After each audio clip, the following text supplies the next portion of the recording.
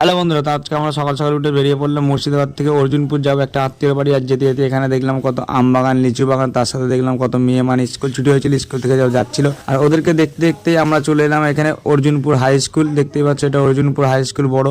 আর ওটা দেখার পর আমরা চলে এলাম আত্মীয়র বাড়ি। এসে এখানে নাস্তা পানি দিয়ে দিল, একটা নাস্তা পানি করে আমরা বেরিয়ে পড়লাম নদীর ঘাটে যাবো, মানে নদীর পাড়ে। এখানে নেট চলছিল খুবই স্পিড, তাই আমরা নদীর পাড়ে চলে এলাম। দেখতেই পাচ্ছ অনেক সুন্দর জায়গা এটা।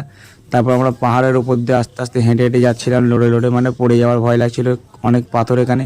আর এখানে দেখতেই পাচ্ছ রাজাক পোস্ট দিচ্ছিল, খুব সুন্দর একটা। অনেক ভয় ভয় করে আমরা চলে এলাম মেন পয়েন্টে। এসে এখানে একটু নেট ঘাঁটবো আমরা বসে।